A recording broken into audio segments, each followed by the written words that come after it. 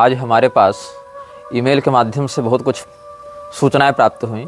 अलग अलग दर्शकों ने अपने पास उपलब्ध प्रमाण हमारे पास भेजे हैं, जिसमें कुछ लोगों ने ब्रह्मा कुमारी संस्था के द्वारा किस प्रकार से पैशाचिक मतों का विस्तार किया जा रहा है और किस प्रकार से आसुरी शक्तियों के प्रति लोगों को आकर्षित किया जा रहा है, प्रताड़ित किया जा रहा है, असामाजिकता फैलाई जा रही है, इस विषय में बहुत से प्रमाण हमें भेजे हैं ईमेल से। और कुछ लोगों ने प्रश्न भी किए हैं, जिसका हम इस अनुभाग में समाधान करने का प्रयास करेंगे।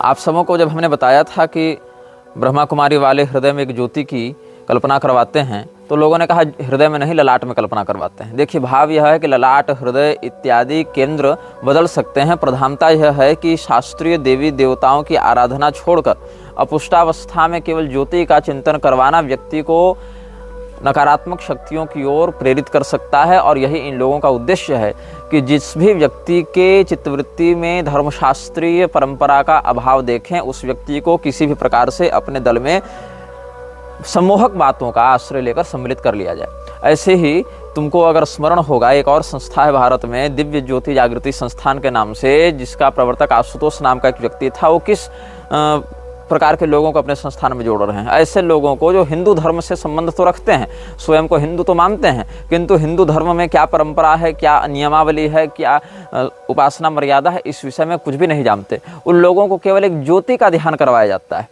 और उस ज्योति को ही सर्वस्व मानकर उसकी आराधना करने का विधान बताया जाता है। और जब यह आशुतोष मरा तो क्या हुआ? उसका अंतिम संस्कार भी विधिवत नहीं होने दिया गया। आखिर कौन सी ऐसी पैशाचिक शक्ति की वह आराधना करता था कि उसका अंतिम संस्कार भी ठीक से नहीं होने दिया गया? उसको डीप फ्रीजर में बंद करके रखा गया और उसकी चेलिन जो कुछ वर्षों के बाद मरी, उसके साथ भी ऐसा ही किया गया, ये कहते हुए कि ये दोबारा जीवित हो जाएगा।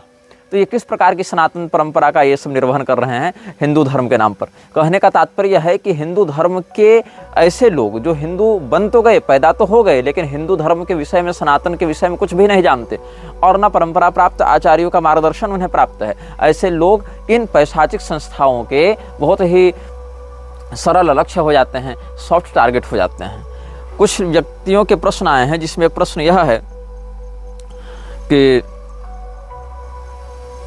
ये एक प्रश्न तो दो ही हैं। एक इन्होंने बात कही है जो कि सुनो, there is a school teaching yoga mostly occupied by foreign nationals same nationality mentioned in the video and it has been reported the founder used to enjoy watching his devotees having sex with animals they make uninitiated and women chant Vedic mantra Pranav and promote intercaste marriage empowering the Satan.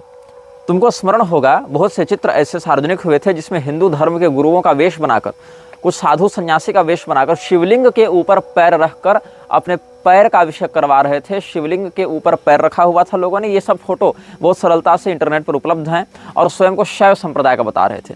ऐसे ही ईसा foundation का जो जग्गी वासुदेव है, जिसके विषय में अलग से हम समयानुसार वार्ता करेंगे जब उस प्रकरण पर पहुंचेंगे, वो जलती हुई अग्नि के ऊपर पैर घुमा रहा था, पैर दिखा रहा था, जबकि अग्निदेव ने स्वयं ही महाभारत के अनुशासन पर्व में इसका निषेध किया है। पाद मुद्यम में यो मृत्य स्पृशेद गाश्च सुदुर्मति ब्राह्मणम व महाभागम दीप्यमानम तथानलम तस्य दोषान प्रवक्ष्यामि तत्सर्वध्वंस समाहिता।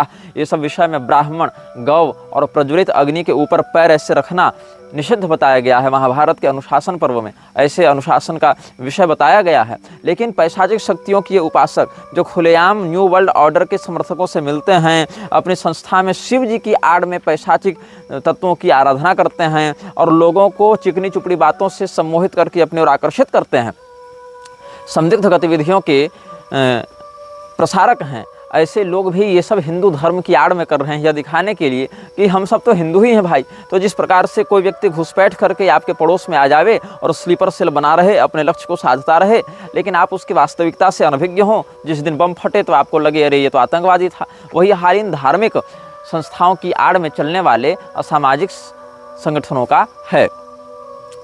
और एक प्रश्न यह आया था, अच्छा आपको यह भी स्मरण होगा कि जो व्यक्ति इस सिंडिकेट के विरुद्ध जाने का साहस करता है, हाई ऑर्डर ने जो पास कर दिया उस ऑर्डर के विरुद्ध जाने का प्रयास करता है, उसको या तो मार दिया जाता है या तो सत्ता से हटा दिया जाता है। सामान्यतया सत्ता से हटाने में भी इस प्रकार की रीति नीति का प्रयोग किया जाता है कि वह व्यक्ति की जो स्थिति है, उस व्यक्ति की छवि है, वो पुनः वैसे सुदृढ़ न रहे, उसका जनाधार समाप्त हो जाए या शारीरिक रूप से वह इतना असमर्थ हो जाए कि पुनः अपने पराक्रम और अपने प्रभुत्व का प्रयोग करके सत्ता पर स्थित न हो पाए। जैसे जापान के पूर्व प्रधानमंत्री शिंजो आबे का जो विचार है, जो व्यक्तित्व है, वो समाज में एक उदारवादी किंतु परंपरावादी लोकप्रिय नेता के रूप में थी उनकी छवि। लेकिन जो शिंजो आबे के ऊपर कुछ दिन पहले या कुछ वर्ष पहले कहें सही भाषा में, पिछले वर्ष ही शायद, जो गोलीबारी हुई, वो व्यक्ति बच तो गया, लेकिन उस व्यक्ति के शरीर में ऐसी स्थायी विकलांगता हो गई कि वह पुनः अब राजनीतिक रूप से सक्रिय नहीं रह सकता है। अब शिंजो आबे ने क्या किया था, जिस समय कोरोना का मायाजाल फैलाया गया था, उस समय शिंजो आबे ने जो निर्देश हाई ऑर्डर के द्वारा दिए गए थे वैश्विक संगठनों के द्वारा, उनको नहीं माना और 16 लाख डोज वैक्सीन के वापस कर दिए और अपने लोगों को लगाया भी नहीं। Japanese PM didn't allow WEF orders, didn't mandate vaccine, sent 1.6 million doses back and gave citizens even ivermectin make sense now. ये मधु पूर्णिमा किशोर ने ट्विटर पर ट्वीट किया है, एक्स पर लिखा है और ये कह रहे हैं कि देखो वैश्विक सत्ताधारियों का षड्यंत्र कैसा होता है कि आप उसके आदेश के विरुद्ध नहीं जा सकते। ऐसे ही एक कोई अफ्रीकन देश था जहाँ के राजा ने, शासक ने पूरे के पूरे ये सब षड्यंत्र को ही नकार दिया था और उनके यहाँ कोई संक्रमण इत्यादि भी वैसे नहीं फैला था, लेकिन बाद में उस राजा की ही संदिग्ध स्थितियों में हत्या करवा दी गई थी।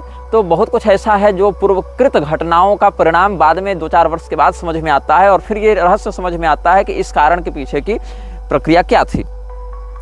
तो जो प्रश्न आया है मेरे पास वह यह है कि जैसा कि मैंने बताया था कि पहले मोदी ने मनमोहन को खूब डेमोनिफाई किया और कहा कि अब ये तो मर गया, तो अब इसका हम महिमा मंडन करेंगे, राष्ट्रीय शोक मनाएंगे, इसकी मूर्ति लगवाएंगे, ये करेंगे वो करेंगे। तो विभीषण जी ने भी तो यही किया था। विभीषण जी ने रावण का पहले खूब विरोध किया और राम जी के दल में आ गए और बाद में जब रावण मर गया तो विभीषण जी पहले तो उसके अंतिम संस्कार के लिए भी मना कर देते हैं, लेकिन भगवान ने कहा तो फिर मान भी गए, उसके लिए बहुत रोए, बहुत आंसू बहाए। तो क्या दोनों बातों में समानता है कि नहीं समानता है? देखो, दोनों बातों में समानता नहीं है, क्योंकि रावण जो है वो असुर है और असुरों के यहाँ वेद पाठ इत्यादि की परंपरा बनी हुई है। रावण को बहुत समझाया गया पहले, लेकिन रावण नहीं माना, रावण ने हट कर रखा था। रावण को यह पता था कि हम शापित हैं और हमारे शाप ऐसे नहीं छूटेंगे जब तक भगवान के हाथों मरेंगे नहीं, इसीलिए उसका मरना अनिवार्य था, वो भवितव्यता वहाँ पर थी। इन सामान्य मानवीय षड्यंत्रों से आप ब्रह्मांडीय भवितव्यता की तुलना नहीं कर सकते हैं, क्योंकि वहाँ पर वेदवती का शाप उसके साथ लागू था। लोग कहते हैं ना, परशुराम जी ने रावण को क्यों नहीं मारा?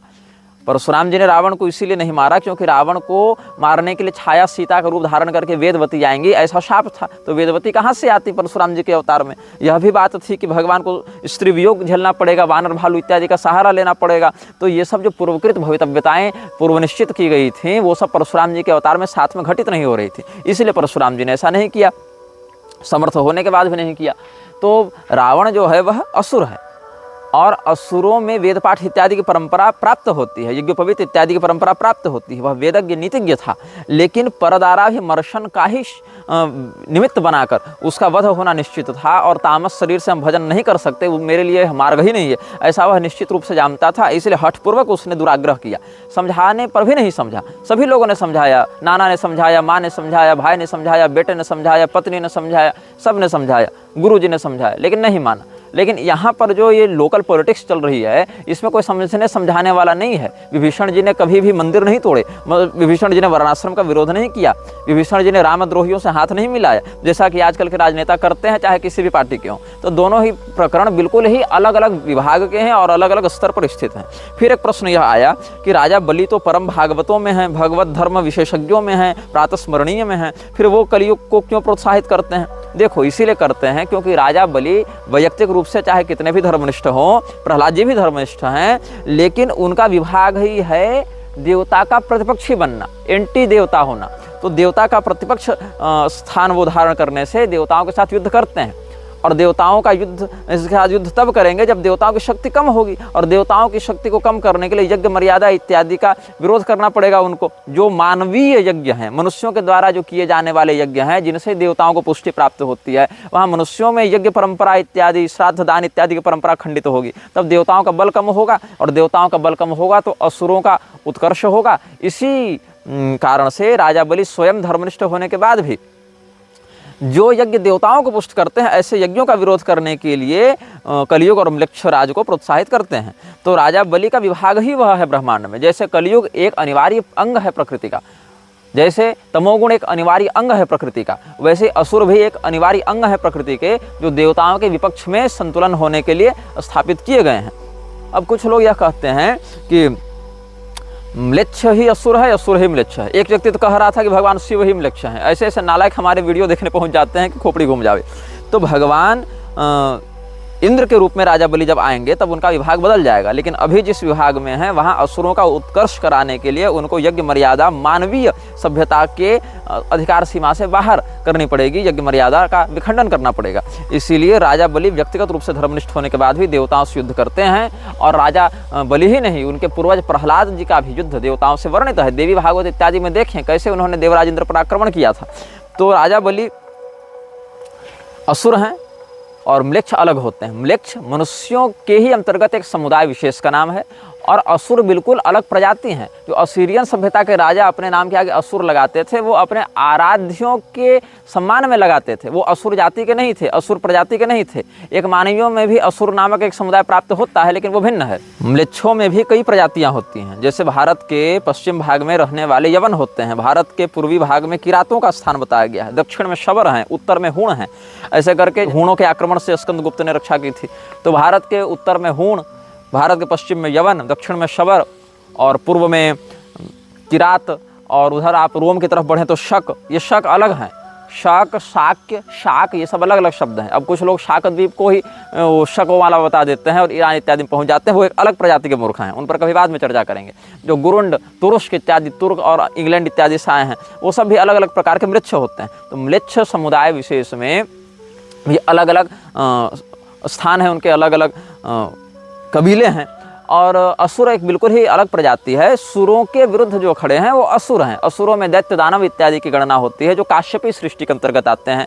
दिति, दनु, ये सब के वो संततियाँ होती हैं, और वो देवताओं के ही समान दिव्य शक्तियों को, चमत्कारिक शक्तियों को जन्मजात ही धारण करते हैं।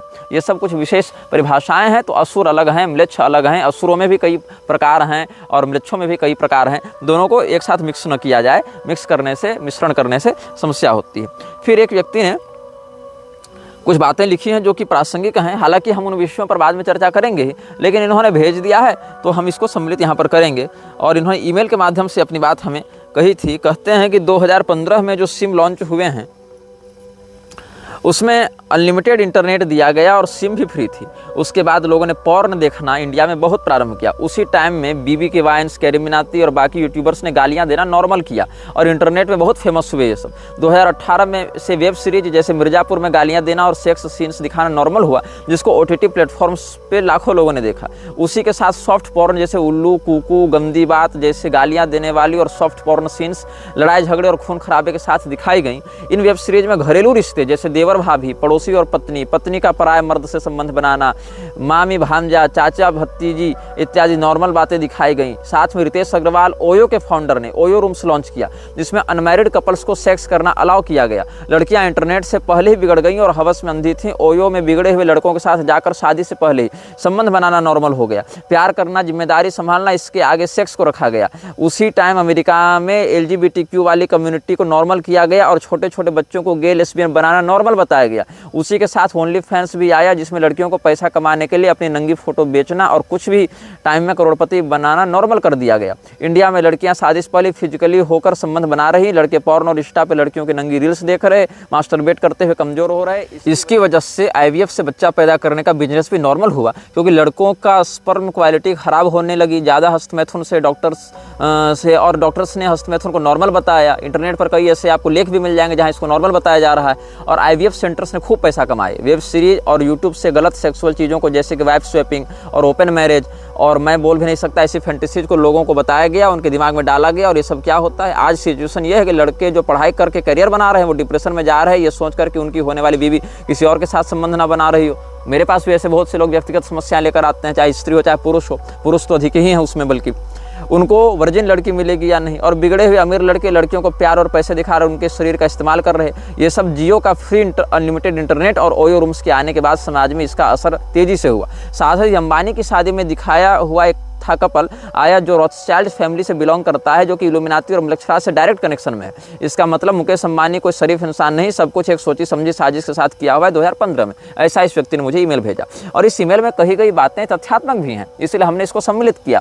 और आप भी अपने जीवन में व्यक्तिगत या सामाजिक रूप से ऐसा अनुभव करते होंगे, लेकिन हिंदुओं को इससे मतलब है क्या? क्या हिंदुओं में ये मुख्य धारा के विमर्श का हिस्सा है क्या? क्या हिंदुओं के धर्मगुरु इन विषयों पर चर्चा कर रहे हैं? नहीं कर रहे हैं। उनको अपने आश्रमों के उत्तराधिकारी के कब्जेदारी से फुर्सत नहीं, नेताओं की चापलूसी से फुर्सत नहीं, और दबे कुचे जवान में अगर मलुक पीठ वाले चाहे प्रेमानंद बाबा जैसे कुछ लोग कहीं रील में इत्यादि में कह भी देते हैं, तो भी ऐसी विकृतियों को प्रोत्साहित करने वाले हीरो हीरोइन से मिलना जुलना और अंतरजातीय विवाह करने वाले लोगों को प्रोत्साहित करना, जैसा कि अभी कोई पंजाबी व्यक्ति आया था ब्राह्मण लड़की से विवाह करके, उसको प्रेमानंद ने मना करने के स्थान पर खूब प्रोत्साहित किया। और मलुक पीठ वाले भी जो हैं सो जिन नेताओं ने व्यभिचार की धारा हटाई, उन्हीं नेताओं को आशीर्वाद देते और उनके यशोगान में मंच से प्रशस्तियां गाते हुए दिखते हैं। तो जिन विषयों पर मुख्य धारा में विमर्श होना चाहिए, उन विषयों पर तो एकांत में भी विमर्श नहीं होता है, और इसी के कारण यह जो विकृति मानसिक रूप से बहुत तेजी से हर घर में फैल रही है, उसका भीषण दुष्परिणाम पिछले 15 से 20 सालों में देखने को मिला है। और हिंदू कहाँ लहा लोटा है? तो मीडिया चैनल के इंटरव्यू में स्वयं को विष्णु अवतार बताने वाले IIT बाबा में लहा लोटा है, जो अलग लेवल नशेड़ी चल रहा है। तो किस साध्वी के नितंब कैसे हैं, किस साध्वी का स्तन कैसे हैं, किस साध्वी के नेत्र कैसे हैं, इसकी समीक्षा में सबसे सुंदर साध्वी, सबसे घटिया साध्वी, ये सब दिखाने के चक्कर में लहा लोटा है। अखाड़ा परिषद साध्वियों को अपने आगोश में लेने के लिए अलग मर रहा है। और हिंदू क्या कह रहा है कि अरे 144 साल बाद कुंभ लगा, हम इसी में खुश हैं।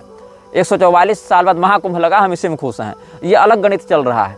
144 साल के बाद ही महाकुंभ लगता है, ऐसा कोई शास्त्रीय प्रमाण हमें या हमारे परिचित किसी मान्य आचार्य को प्राप्त नहीं हुआ है। इसके विषय में भी एक हिसाब हम लोगों ने किया आज, तो यह समझ में आया कि 144 साल में जो महाकुंभ है वो पॉलिटिकल चोंचले के अलावा कुछ नहीं है।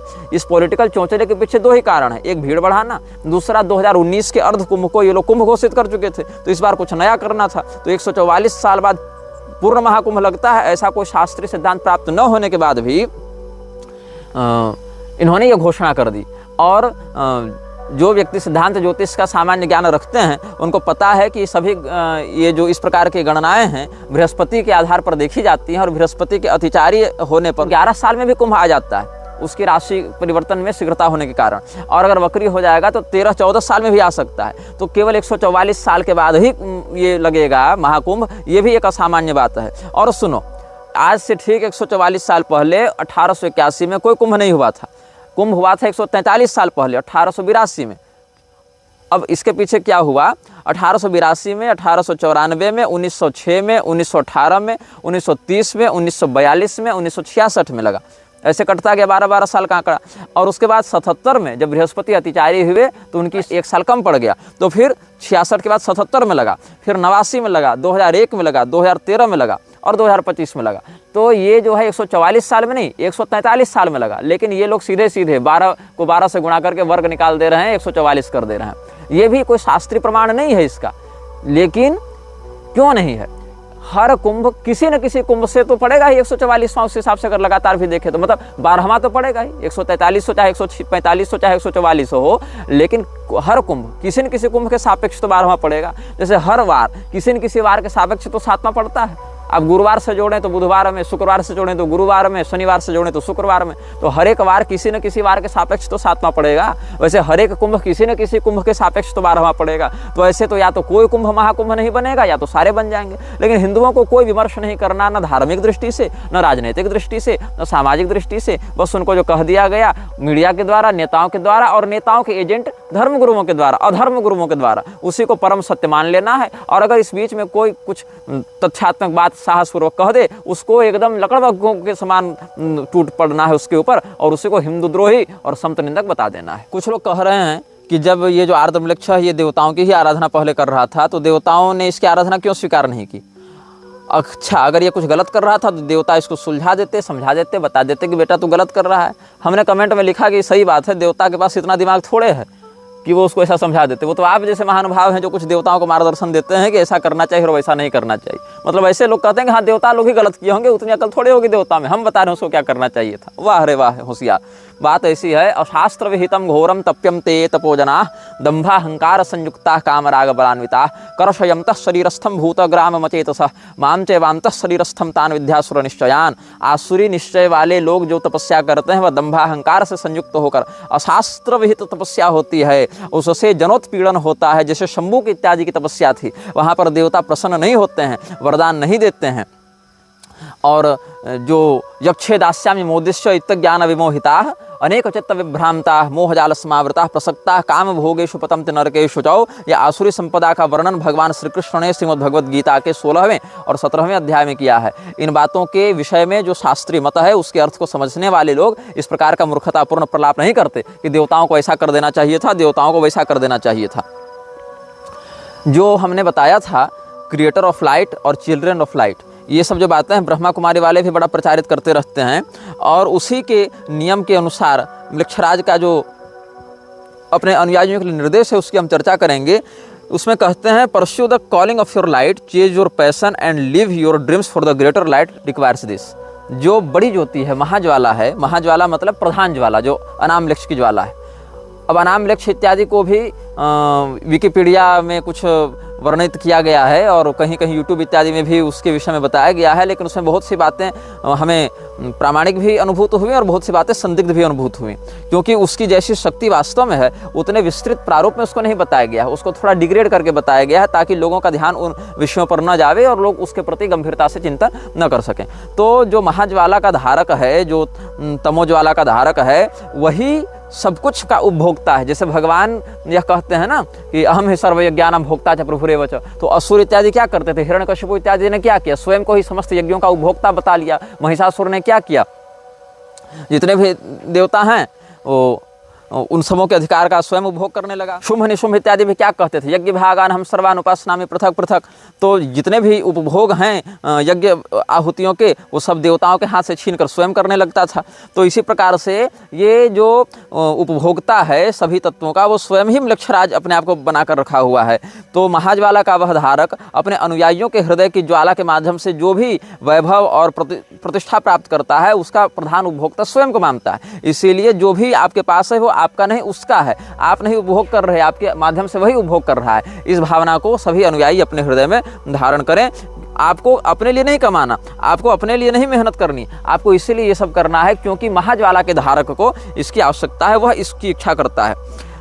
इसके अतिरिक्त आगे का नियम यह कहता है कि कभी भी एक दूसरे के रहस्य लीक मत करो, साझा मत करो। किसी व्यक्ति ने आपको कोई रहस्य बताया तो आप उसको अनधिकारी के सामने प्रकाशित नहीं कर सकते और कभी भी असत्य का व्यवहार नहीं कर सकते। अब कलयुग जो है वो असत्याश्रित ही है, लेकिन आपसी में असत्य का बर्ताव करने से वहीं पर कलयुग हावी होने लगेगा। जैसे आप जहर का व्यापार करते हैं तो जहर आप दूसरे को देते हैं, स्वयं जहर नहीं चाटने लगते। आप गोली बारूद का व्यापार कर रहे हैं तो स्वयं की खोपड़ी में बंदूक नहीं तान कर गोली चला देते हैं। अर्थात जो विनाशक शक्तियां हैं वो भी हमारे ऊपर प्रभाव न डाल सकें, इस चिंतन का आश्रय लेना चाहिए। तो सत्य का और निष्कपट भाव का व्यवहार भी आंतरिक संगठन में ये बर्ताव में रखते हैं ताकि हमारा संगठन जो है वो स्थायी बना रहे। क्योंकि देखिए अधर्म का विस्तार करने के लिए व्यक्ति को स्वयं धर्म का आश्रय लेना पड़ता है, क्योंकि अधर्म में जो 3 अक्षर हैं उसमें 2 अक्षर तो बहुसंख्यक तो धर्म का ही है। इसीलिए जो व्यक्ति दूसरे को क्षति पहुंचाता है वो स्वयं क्षति से बचे रहने के लिए, उसके दुष्प्रभाव से बचे रहने के लिए उस षड्यंत्र को अपने ऊपर हावी नहीं होने देना चाहता। तो मृक्षराज के संगठन में असत्य बोलना और एक दूसरे के रहस्य को लीक करना, अनधिकृत के सामने चर्चा करना भी निषिद्ध है। मृक्षराज की ज्योति जिसके अंदर स्थापित होती है, ऐसे लोग जो रिचुअल्स के माध्यम से उस ज्योति को जगाते रहते हैं, जैसा कि पिछले अनुभागों में हमने इयान लेस्ली के द्वारा टेरेसा का साक्षात्कार लिया गया था उसकी चर्चा की थी। ऐसे सैकड़ों उदाहरण आपको सार्वजनिक सोशल मीडिया इत्यादि में भी प्राप्त हो जाएंगे। और मृक्षराज इन सबको प्रतिबंधित भी नहीं करता है, क्योंकि एक तो बड़ी विशाल जनसंख्या लोगों की ये है जो मानते ही नहीं कि ये सब बातें सच हैं, और कुछ जो जनसंख्या मानने वालों की है वो इतने बिखरे हुए हैं, असंगठित हैं और अपने ही जीवन में इतने उलझे हुए हैं कि एकत्रित होकर युग धर्म के विरुद्ध जाकर मृक्षराज का कुछ बिगाड़ नहीं सकते। उल्टे, जैसे कि हमने इस श्रृंखला को प्रारंभ किया तो बहुत से लोग मृक्षराज से जुड़ने के लिए मुझसे संपर्क करने लगे कि मुझे बताओ इसमें कैसे उसका हम आश्रय ग्रहण करें। तो फिर ऐसे वीडियो को देखकर वैसी तमोगुणी पैशाचिक मानसिकता वाले लोग आकर्षित होते हैं, तो निःशुल्क इसका प्रचार होता है, इसका विज्ञापन होता है। ये सब भी कुछ स्वार्थ हैं। तो जो बहुत बड़ी सत्ता होती है, चाहे दैवीय दृष्टि से हो चाहे आसुरी दृष्टि से हो, वो इस प्रकार के छोटे मोटे चमत्कारों से या प्रताड़नाओं से प्रभावित नहीं होती, उस पर ध्यान भी नहीं देती है।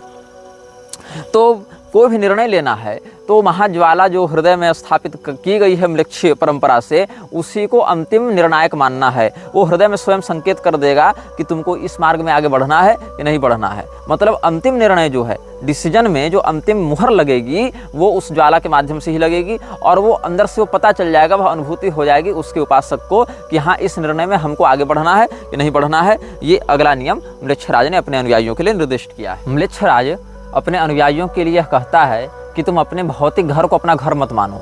जो हमारा पैरागमम है वही तुम्हारा असली घर है। पैरागमम के विषय में जिनको नहीं पता होगा, वो पहला और दूसरा अनुभाग इस श्रृंखला में देख सकते हैं। जो तुम्हारा वास्तविक घर है वो हमारा मुख्यालय ही है। बाहर के जितने घर हैं वो तो बनने बिगड़ने वाले हैं, वो तो हम चाहें तो तुमको आज महल में बैठा दें, चाहे रेगिस्तान में फेंक दें। लेकिन जो हमारा पैरागमम जो हेडक्वार्टर है, वही सभी म्लेच्छराज के अनुयायियों का चरम निवास होता है। सेफ हाउस भी होता है, हेडक्वार्टर भी होता है, वही उनका रेसिडेंस भी होता है। इसीलिए जब भी तुम भटको जीवन में, इधर उधर अपने संगठन के उद्देश्य से भटको, तो और किसी ऐसे व्यक्ति की संगति में आ जाओ जो तुम्हें इस चीज़ से निकालना चाहता है, तो ध्यान दो कि हमने जो तुम्हें दिया है, तुम उस कर्ज से पीछे नहीं भाग सकते। ऑलवेज पे योर डेट्स, ये भी एक नियम हम पहले बता चुके हैं। इसीलिए तुमको अपने घर वापस लौटने के लिए एक से अधिक मार्ग पता होने चाहिए। जैसे कि आप कोई रिचुअल करने बैठे हैं, उसमें कोई ऐसी संस्था का हस्तक्षेप हो गया, या कोई 10-20 उत्साही पुलिस वाले आ गए जिनको पता ही नहीं कि हम तो वस्तुतः जिस पुलिस डिपार्टमेंट के लिए काम कर रहे हैं वो मूलतः उसी का हिस्सा है। उनको छोटे स्तर पर तो पता नहीं होता ये सब। तो जैसे किसी पार्टी के कार्यकर्ता को यह पता नहीं होता कि उसका नेता किस आतंकवादी से मिलकर कहाँ बम फोड़ने वाला है। उसको तो लगता है हम अपने नेता के लिए काम कर रहे हैं, हम अच्छाई के लिए काम कर रहे हैं। तो वैसे किसी पुलिस की रेड पड़ गई अगर कहीं पर, तो वहाँ से उस रिचुअल को भंग किए बिना हम उसके उद्देश्य की पूर्ति करें, इसके अन्य विकल्प भी उसको ज्ञात होने चाहिए। टेरेसा ने अपने इंटरव्यू में क्या बताया था कि उसके साथ बलात्कार करने वाले जो शैतान के उपासक थे, उसके घर में आने जाने वाले लोग बड़े बड़े पुलिस अधिकारी थे, बड़े बड़े न्यायाधीश थे, बड़े बड़े मिनिस्टर्स थे। इसीलिए हम पुलिस के पास नहीं गए क्योंकि कोई लाभ नहीं होता। ये सभी बातें हैं। उसमें कोई कोई ऐसे व्यक्ति इन संगठनों में घुसे हुए होते हैं जिनको पता ही नहीं होता कि हम किस व्यवस्था के लिए काम कर रहे हैं, और वो तो केवल एक 2 वक्त की रोटी कैरियर बनाने के लिए, सैलरी पाने के लिए पढ़ाई लिखा करके वहाँ घुसे हुए हैं। तो बहुत बड़ी जनसंख्या जो वर्कर्स की है, जो सर्विसमैन की है, उनको पता ही नहीं होता कि हम जो रोटी खा रहे हैं, जो काम कर रहे हैं, वो प्रोजेक्ट दरअसल चला कौन रहा है, उसका स्रोत कहाँ से जुड़ा हुआ है। म्लेच्छराज का अगला नियम बहुत ठोस है। वो कहता है कि सामने वाला व्यक्ति यदि तुम्हारे प्रति निष्कपट है तो उसका सम्मान करो, चाहे वो व्यक्ति अच्छा है चाहे बुरा है, तुम्हारा समर्थक है चाहे विरोधी है। कम से कम वो तुम्हारे साथ कपट का व्यवहार नहीं कर रहा है तो तुम्हें मानसिक रूप से कम उलझना पड़ेगा। उसकी सच्चाई तुमको पता है, चाहे समर्थन में चाहे विरोध में, तो तुमको दिमाग कम लगाना पड़ेगा। उसके रहस्य को समझने के लिए कम परिश्रम करना पड़ेगा। तो तुम्हारे पक्ष में हो चाहे विपक्ष में हो, लेकिन अगर वह व्यक्ति सच्चाई के द्वारा तुम्हारे सामने प्रस्तुत है तो उसका सम्मान किया जाना चाहिए, उसके गुणों का आदर किया जाना चाहिए। हो सकता है कल तुम्हारे अच्छे व्यवहार से प्रभावित होकर वो तुम्हारा साथी बन जावे, हो सकता है तुम्हारा अनुयायी बन जावे। तो ये सब कुछ बातें भी म्लेच्छराज के अनुयायियों के लिए सैद्धांतिक रूप से ग्राह्य होती हैं। म्लेच्छराज का अगला सिद्धांत है बिवेयर ऑफ द वाचर्स। कोई भी ऐसा व्यक्ति नहीं है म्लेच्छराज के संगठन में जिसके ऊपर नजर रखने वाला कोई दूसरा व्यक्ति न हो। चाहे वह नजर रखने वाला स्वयं म्लेच्छराज है, चाहे उसके द्वारा नियुक्त किया गया कोई गुप्तचर है। डिज्नीलैंड के रहस्यों को जब हम खोलेंगे तब वहाँ पर हम इन वाचर्स के विषय में विशेष करके बताएंगे। लेकिन अभी के लिए इतना समझ लीजिए, आपकी कोई भी गतिविधि, आपका कोई भी क्रियाकलाप म्लेच्छराज के संज्ञान के बिना नहीं संभव है। चाहे वो मोबाइल के माध्यम से हो, तकनीक के माध्यम से हो, सैटेलाइट के माध्यम से हो, मानसिक तरंगों के माध्यम से हो, आंतरिक ज्वाला के माध्यम से हो, या गुप्तचरों के माध्यम से हो, वो आप पर नजर रखे हुए हैं। जैसे इस ब्रह्मांड में दैवीय संपदा के 9 गुप्तचर होते हैं ना, सूर्य सोमो यमः कालो महाभूतानि पंचच, वैसे ही अलग अलग तत्वों में आसुरी संपदा का संक्रमण करके म्लेच्छराज भी वाचर्स नियुक्त करता है, जो तकनीक, संस्कार, मंत्र इत्यादि के माध्यम से अपने अनुयायियों की गतिविधियों और चित्तवृत्तियों पर भी नजर रखते हैं। तो इसीलिए उनसे सावधान रहना चाहिए। ये नहीं सोचना चाहिए कि हम म्लेच्छराज के अनुयायी हो गए तो मनमौजी करने लगे। जो लोग सोचते होंगे कि हम पहले उसके संगठन में जाते हैं, घुसपैठ करके उसका तख्ता पलट कर देंगे, वो इन वाचर्स के विषय में नहीं जानते कि ये वाचर्स क्या हैं। और मार्वल मैथोलॉजिकल यूनिवर्स में भी या सिनेमैटिक यूनिवर्स में भी वाचर नाम का एक किरदार इंट्रोड्यूस किया गया था, और वो भी ब्रह्मांड में बैठकर सब कुछ देखता है लेकिन कुछ हस्तक्षेप नहीं करता है। ये वाचर्स हस्तक्षेप नहीं करते, ये वाचर्स केवल देखते हैं, उसकी गतिविधियां बताते हैं, और फिर यह म्लेच्छराज के माध्यम से निर्गत किया जाता है आदेश कि आगे उस व्यक्ति को रखना है कि मिटाना है कि क्या करना है। म्लेच्छराज के संगठन में सफाई नहीं होती है। सफाई से तात्पर्य है आप किसी चीज़ को एक्सप्लेन नहीं करते, एक्सक्यूज नहीं देते हैं, आपने ऐसा क्यों किया। या तो आप काम करेंगे सही तरीके से या गलत तरीके से। यदि आप सही तरीके से काम करते हैं और आपको यह पता है कि हमने जो किया सही किया, तो चाहे कितने भी लोग आपका विरोध करें, आप उस काम के श्रेय से या उस काम के शैली से पीछे नहीं हटेंगे, आप डटे रहेंगे कि हाँ ये ठीक है। और अगर आपने वो काम ठीक से नहीं किया है तो आप तुरंत क्षमा मांगेंगे, अपोलॉजी करेंगे, अपोलॉजी की डिमांड करेंगे। वहाँ एक्सक्यूज नहीं होता है कि अरे हम तो ऐसा चाहते तो ऐसा हो गया, वैसा नहीं। अपोलॉजी और एक्सक्यूजेज वहाँ पर मान्य नहीं होते हैं। आप या तो उसको सकारात्मक रूप से दृढ़तापूर्वक स्वीकार करेंगे या फिर तत्काल वहाँ पर बिना किसी बहस के क्षमा मांगेंगे। एक्सक्यूज में समय नष्ट करना निषिद्ध होता है। म्लेच्छराज अपने अनुयायियों के लिए संगति का नियम बहुत कठोरता से निर्धारित करता है। किस व्यक्ति की संगति में आप रहेंगे इसको बहुत सूक्ष्मता से समझता है। संगति व्यक्ति के चित्तवृत्ति पर बहुत गंभीर प्रभाव डालती है। संगति से प्राप्त होने वाले ज्ञान, अनुभव और संपदाएं आपके जीवन में एक बहुत बड़ा हिस्सा रखती हैं, जिसमें 25% तक सम्मिलित हो सकता है। यहाँ तक कि विद्यार्थियों के लिए भी पादम सब ब्रह्मचार्य भी ऐसा कहा गया है कि व्यक्ति अपने जीवन में अपने सहपाठियों से भी 25% ज्ञान प्राप्त करता है। तो आपके जीवन में कैसी संगति है, उस संगति से भी प्रभाव पड़ता है कि आपकी चित्तवृत्ति कैसी बनेगी, आपकी विचारधारा कैसी होगी। यही कारण है कि काम शास्त्रीय ग्रंथों का जब आप अध्ययन करेंगे, ईश्वर कृपा से हमने 12 विध काम शास्त्र का अध्ययन किया है, उसमें एक प्रकरण यह भी प्राप्त होता है कि व्यक्ति को अपनी पत्नी की संगति पर बहुत ध्यान से दृष्टि रखनी चाहिए और दुष्चरित्रा स्त्रियों से उसकी रक्षा करनी चाहिए, क्योंकि सच्चरित्रवती स्त्री भी दुष्चरित्रा स्त्रियों की संगति में जाकर बिगड़ जाती है। और म्लेच्छराज अपने अनुयायियों को अपने विचारधारा के विरोधी लोगों की संगति से बचाने का प्रयास करता है, ताकि कहीं वो इस लक्ष्य से, इस सिद्धांत से भटक कर म्लेच्छराज के लिए खतरे की घंटी न बजाने लगें। इसीलिए म्लेच्छराज उन लोगों के साथ दीर्घकालिक संबंध स्थापित करने से प्रतिबंधित करता है अपने अनुयायियों को जो म्लेच्छराज के सिद्धांत के समर्थक नहीं हैं या सांस्कारिक रूप से म्लेच्छराज की सत्ता के विरुद्ध खड़ा होने का पोटेंशियल रखते हैं या वैसी प्रतिभा रखते हैं। म्लेच्छराज एक और नियम पर जोर देता है जिसमें अपनी पत्नी का सम्मान करने की बात कही गई है। बाकी स्त्रियों का सम्मान करने की बात नहीं कही गई है, क्योंकि वहाँ तो व्यभिचार फैलाना है, वहाँ तो बलात्कार करना है, वहाँ तो भ्रूण हत्या करनी है, वहाँ तो तरह तरह के यौन रोगों को प्रसारित करना है। लेकिन अपनी पत्नी का सम्मान करने की बात इसीलिए कही गई है क्योंकि व्यक्ति दाम्पत्य जीवन में जितना अधिक सुलझा हुआ रहेगा, म्लेच्छराज का अनुयायी, केवल अनुयायी मतलब छोटे स्तर का अनुयायी नहीं, टॉप मोस्ट लेवल के अनुयायी, छोटे मोटे अनुयायी नहीं होते, छोटे मोटे गुलाम होते हैं। गुलाम के पास चॉइस नहीं होता है, गुलाम को केवल एक अवैतनिक मजदूर माना जाता है जिसको कोई लाभ प्राप्त नहीं होना है। अनुयायी को तो लाभ भी प्राप्त हो रहा है किसी माध्यम से कि चलो गाड़ी है, बंगला है, प्रतिष्ठा है, पैसा है, पावर है, प्रभुत्व है, सब है, लेकिन गुलाम को वो सब प्राप्त नहीं होता है। तो छोटे मोटे स्तर के तो गुलाम होते हैं, वो तो इसी चक्की में पीसे जाएंगे। जो बड़े बड़े स्तर के रिचुअलिस्टिक्स हैं, कल्ट लीडर्स हैं, तो कल्ट लीडर्स के लिए ये बात होती है कि वो अपनी पत्नी का सम्मान करेंगे, क्योंकि वेसल ऑफ लाइट माना गया है स्त्री को। म्लेच्छराज के यहाँ वेसल ऑफ लाइट मतलब प्रकाश को उत्पन्न करने वाला वो पात्र है, वो एक नए बच्चे को जन्म दे रहा है, और जितने बच्चे जन्म लेंगे उनके अंदर जो ज्वाला प्रतिष्ठापित की जाएगी वो बच्चे ही म्लेच्छराज की झंडे को आगे बढ़ाने में सहयोगी होंगे। इसीलिए अपनी पत्नी का तिरस्कार मत करो, क्योंकि अगर अपनी पत्नी का तिरस्कार करोगे, स्त्री का क्रोध झेलना पड़ेगा, मानसिक तनाव में रहोगे, तो म्लेच्छराज के रहस्यों को संभाल नहीं पाओगे, उसके अभियान में पूर्ण उत्पादक क्षमता के साथ तुम काम नहीं कर पाओगे। म्लेच्छराज कहता है कि प्रत्येक व्यक्ति के दो चेहरे होते हैं, एक एकांत में, एक समाज में। और म्लेच्छराज के अनुयायी समाज में जिस भी व्यक्ति से मिले उसके दोनों चेहरों से अवगत हों, दोनों व्यक्तित्वों से अवगत हों। मतलब ये नहीं कि आपके सामने कौन क्या कह रहा है, ये नहीं कि आपके सामने कौन किस रूप में प्रस्तुत है, अपितु यह कि पीठ पीछे उसकी वास्तविकता क्या है, आपसे मिलने के अलावा जो उसका जीवन है, जो उसका विचार है, जो उसकी कार्यशैली है, उसमें उसका वास्तविक रूप क्या है, उसकी वास्तविक पहचान क्या है। इससे क्या होता है, भविष्य में होने वाले विश्वासघात और संकटों से आप बच सकते हैं और भविष्य में किसी भी प्रकार के खतरे को आने से पहले ही अधिकाधिक रूप में आप टाल सकते हैं। इसीलिए दो चेहरे, दो नाम हर व्यक्ति के होते हैं और आपको इन दोनों के विषय में असंदिग्ध रूप से ज्ञात होना चाहिए। किसी अज्ञात व्यक्ति से मिलने के समय भी आप उससे ऐसी निर्भयता और आत्मविश्वास के साथ मिलेंगे जैसे आप उसको पूरी ज़िंदगी से जान रहे हो, पूरे जीवन भर आप उसको जानते हो, बचपन से जान रहे हो। और मृच्छराज के अनुयायी अपने जीवन में अपने आत्मविश्वास के ही कारण या आत्मविश्वास के प्रदर्शन के कारण ही लोगों के चित्तवृत्ति में अपने व्यक्तित्व की छाप छोड़ने में सफल हो जाते हैं।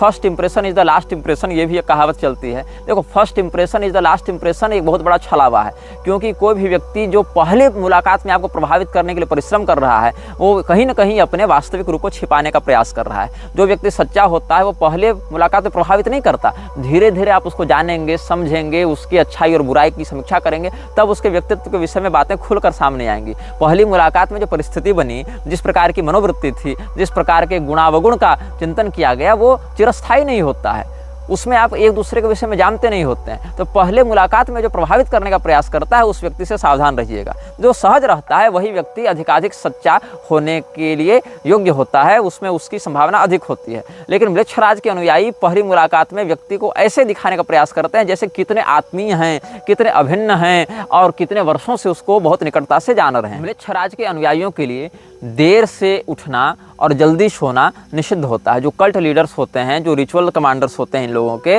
वो सूर्योदय से पहले उठेंगे, यह अनिवार्य नियम है, और आधी रात के बाद ही सोएंगे, यह अनिवार्य नियम है।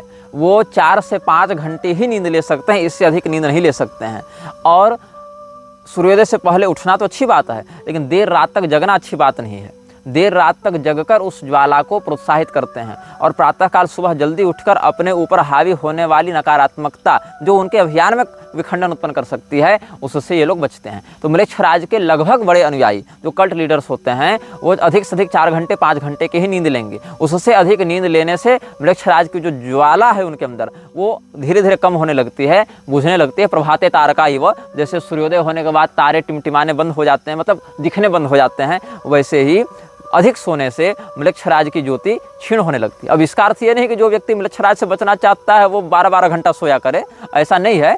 जो उसके ज्वाला के धारक होते हैं वो देर रात तक जगेंगे, ये अनिवार्य नियम होता है। वो सुबह जल्दी उठेंगे लेकिन रात को देर से सोएंगे, ये उनके लिए एक महत्वपूर्ण नियम बताया गया है। विशेषज्ञता आपका विकल्प नहीं होना चाहिए, आपकी पहचान होनी चाहिए। एक्सीलेंस किसी भी चीज़ में वो आपकी आदत बन जानी चाहिए।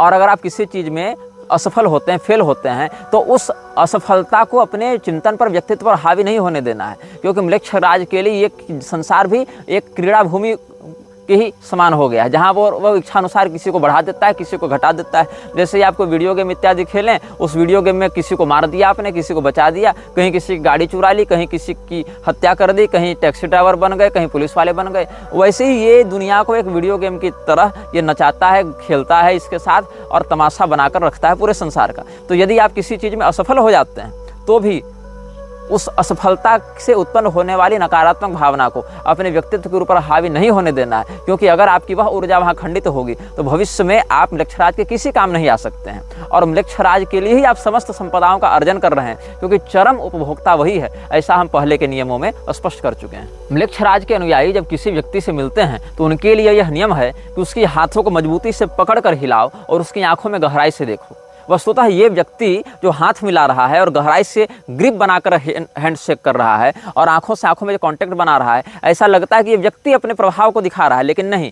जो ज्वाला का धारक है उसके शरीर के माध्यम से, उसके हाथ के माध्यम से, उसके नेत्रों के माध्यम से मृच्छराज सामने वाले व्यक्तित्व के विषय में स्कैन करता है। एक प्रकार से उसकी आंखों के माध्यम से वह देखता है, उसके हाथ के माध्यम से उसके संस्कारों का अनुभव करता है कि ये व्यक्ति कितना योग्य है, सामने वाला व्यक्ति मेरे समर्थन में आ सकता है कि मेरे विरोध में आ सकता है, कि इसमें किस प्रकार के पूर्वापर प्रसंग जुड़े हुए हैं। तो मृच्छराज का कोई अनुयायी जब दूसरे से हाथ मिलाता है तो उसके लिए अनिवार्य नियम है कि उसके हाथ को मजबूती से पकड़े, ग्रिप बनाए, जोर से पकड़कर हाथ मिलाए और नेत्रों में गहराई से देखकर एकदम गहरी भावना से झांकते हुए संवाद करे, और कम से कम ऐसा 10 से 15 सेकंड तक करे, ताकि मृच्छराज को पर्याप्त अवसर मिले उस व्यक्ति के आंतरिक स्थिति में झांकने के लिए। बाकी तकनीक, गैजेट, सैटेलाइट फोन इत्यादि से तो बाहरी बातें समझ में आती हैं, आंतरिक विषय को बहुत स्पष्टता से समझने में कठिनाई होती है। इसीलिए हाथों के स्पर्श से और नेत्रों के माध्यम से गहराई से देखने के बाद मृच्छराज अपने अनुयायी के हृदय में बैठी ज्वाला के माध्यम से उस सामने वाले व्यक्तित्व के ऐसे भी रहस्यों को समझने में सफल हो जाता है जो कि समाज में अप्रकाशित होते हैं। मृक्षराज के अनुयायियों के लिए बहस करना सामाजिक दृष्टि से निषिद्ध बताया गया है। अगर किसी बात से आप असहमत हैं तो मृक्षराज के अनुयायी बहुधा बहस नहीं करते हैं, क्योंकि उनको पता है कि इस व्यक्ति का स्तर हो सकता है हमारे स्तर के सामने कुछ नहीं हो, इसीलिए वो जल्दी स्वीकार कर लेते हैं किसी बात को कि हाँ ठीक है, जो तुम कह रहे हो वही सही है। क्योंकि बहुधा आप ऐसा भी नोटिस किए होंगे, जितने भी सीरियल किलर्स हैं वो अपने दूसरे रूप में हत्यारे अवश्य होते हैं, ये सामाजिक रूप से बड़े शांत, मुस्कुराते हुए, खुशमिजाज, प्रोडक्टिव ऐसा दिखते हैं। आप इसमें कई सारे सीरियल किलर्स की डॉक्यूमेंट्री देख सकते हैं, इंटरव्यू देख सकते हैं, या उनके विषय में रिपोर्ट्स देख सकते हैं, जहां एक और उसने 50 लोगों की निर्मम हत्या की हो, बहुत दुर्दांत रूप से हत्या की हो, लेकिन जब उसके पड़ोसियों से पूछा गया तो कहा गया अरे बड़ा शांत व्यक्ति था, बड़ा हंसमुख था, बड़ा सोशली एक्टिव था और बहुत प्रोडक्टिव तरीके से जीवन जीता था। तो बहस नहीं करते लोग, ओके ठीक है, आप जो कह रहे हैं वही सही है, हम आपके व्यू का सम्मान करते हैं, आपके पर्सपेक्टिव का सम्मान करते हैं, ऐसा कह के वो निकल जाते हैं, ताकि वो उनके अंदर की जो कुंठा है, जो भड़ास है, वो सामने वाले के सामने व्यक्त न हो जाए और उनको उस नियम का पालन करने में सुविधा हो जहां अपने इमोशंस को सामाजिक रूप से कंट्रोल करने की बात कही गई है। मृक्षराज का अनुयायी बनने का यह अर्थ नहीं है कि आप रिजेक्शन से डरें। समाज में बहुत बातों में आपको नकारा जाएगा, लोग आपको तिरस्कार की दृष्टि से देखेंगे ही, पिशाचों के अनुयायी हैं, लेकिन ये समझना नहीं है कि कोई आपको रिजेक्ट कर रहा है तो आप डिफीट को भी आप प्राप्त कर रहे हैं। मतलब आप रिजेक्शन इज नॉट डिफीट, ये कहने का अर्थ है मेरा। कहीं पर आप नकारे गए इसका अर्थ ये नहीं कि वहीं पर आप हार गए, क्योंकि जिस व्यक्ति ने आपको नकारा है उस व्यक्ति के जीवन को नष्ट करने के लिए आपका मालिक बैठा हुआ है। तो सबका मालिक एक, वही मृक्षराज। तो जहाँ पर आपको नकारा गया, आपका तिरस्कार किया गया, आपके विचारों को प्रस्तावना में नहीं रखा गया, प्रोत्साहित नहीं किया गया, उनको समादृत नहीं किया गया, वहाँ पर भी ये नहीं सोचना है कि हम हार गए, क्योंकि आपका जो ज्वालाधारक है वो उस व्यक्ति को सांस्कृतिक, पारिवारिक, शारीरिक, स्वास्थ्य, पैसा, अर्थव्यवस्था सब प्रकार से नष्ट करने के लिए तैयार है और वो आपका शिकार है, आपका गुलाम है, ऐसा समझना चाहिए। जाल फेंकने के बाद अगर 10 मछलियां पकड़ी गई और एक मछली छूटकर भाग गई तो उससे आपकी हार नहीं होती है, वो मछली आज न कल आपकी गिरफ्त में ये न के न प्रकार आएगी, ऐसा समझकर उस तात्कालिक हार से या रिजेक्शन से निराश नहीं होना है। ये मृक्षराज के अनुयायियों के लिए अगला नियम है। मृक्षराज के अनुयायी अनुमान नहीं लगा सकते, अनुमान का निषेध। उनको अगर कोई काम करना है तो उसमें श्योरिटी होनी चाहिए। एक कहावत है मृक्षराज के अनुयायियों के मध्य, एजम्पशन क्या है, एज्यूम करना क्या है, एज्यूम की स्पेलिंग क्या है, ASSUME। तो एज्यूम करना क्या होता है, एस मतलब गधा भी होता है इंग्लिश में, जो सभ्य शब्दावली उसमें, तो ASSUME, तो making an ass out of you and मी, ये एजम्पशन के लिए कहा जाता है। मृक्षराज के अनुयायियों के मध्य एक प्रसिद्ध कहावत है, एजम्पशन, एज्यूम कौन करता है, तुम्हें और मुझे मूर्ख बनाने की प्रवृत्ति ही एजम्पशन है, यू एंड मी, वहाँ यू एक अक्षर है, तो making an ass out of you and me is to assume a thing. तो एजम्पशन करना निषिद्ध होता है। मृक्षराज के संगठन में विशेष करके उसके 15 विभागों में एक जो इल्यूमिनाती है उसमें इस नियम का विशेष करके ध्यान रखा जाता है। ऐसे ये नियम बहुतों के लिए लागू होते हैं, कहीं कहीं कुछ छूट है नियमों के आधार पर, कहीं 48 नियम है, कहीं 66 नियम है, कहीं 60 नियम है अलग अलग विभागों के लिए, लेकिन इल्यूमिनाती में इस नियम की विशेष प्रधानता है, अजम्पशन का निषेध, अनुमान का निषेध, डिनायल ऑफ अजम्पशन। वहाँ पर यह कहा जाता है कि अगर पूरा संसार किसी विषय में 10 प्रकार का अजम्पशन कर रहा है और 11वें निर्णय पर पहुंच रहा है, तो हम 11वें निर्णय को भी छांटकर 12 बार उसकी समीक्षा करेंगे और उसके बाद हम निर्णय पर पहुंचेंगे। क्यों? We are wise of the wisest. जितने भी लोग बुद्धिमान हैं उनमें जो सर्वोत्तम बुद्धिमान है उससे भी एक सीढ़ी हम ऊपर हैं। यही नियम है मृक्षराज का, वो इल्यूमिनाती में विशेष करके प्रभावी रूप से देखने को मिलता है। मृक्षराज के अनुयायियों के लिए 2 शब्द का प्रयोग करना निषिद्ध है।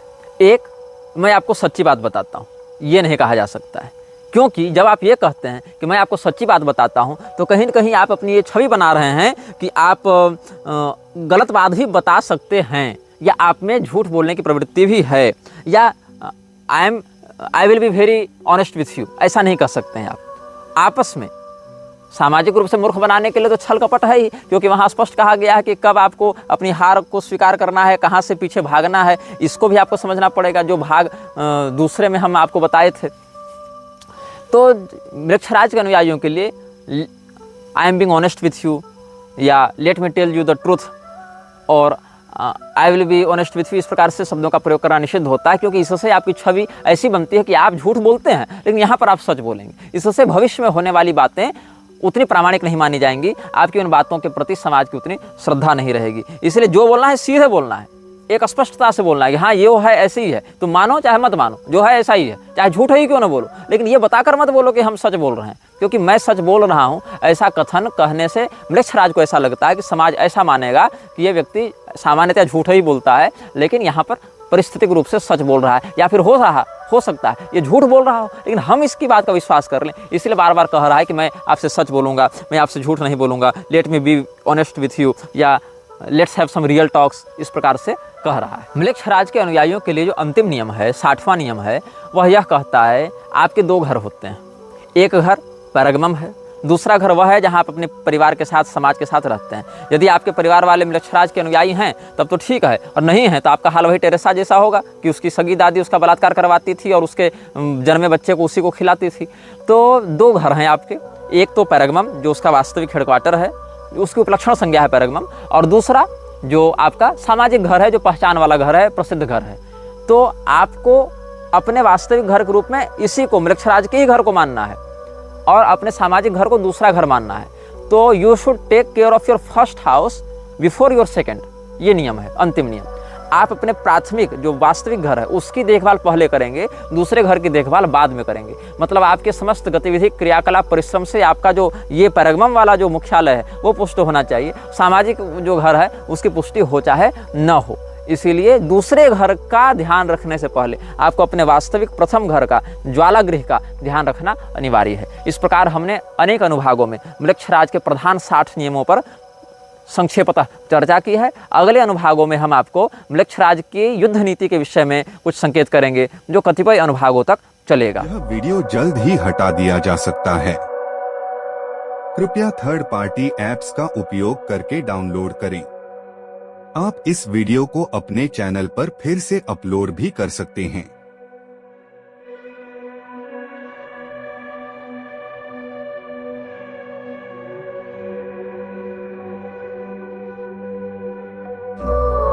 This video may get deleted soon. Please download using third-party apps. You may also re-upload this video on your channels. Thank you.